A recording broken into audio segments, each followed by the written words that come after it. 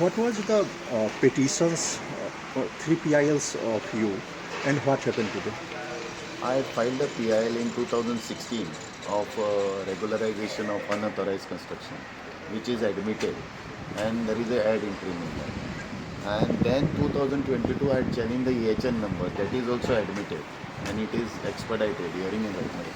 Today connected matters were there of amendment for the unauthorized construction and Communidade Land Revenue Act and Majid Act. I challenged all notices were waived by the government AG, and matter is kept on 3rd February for their reply.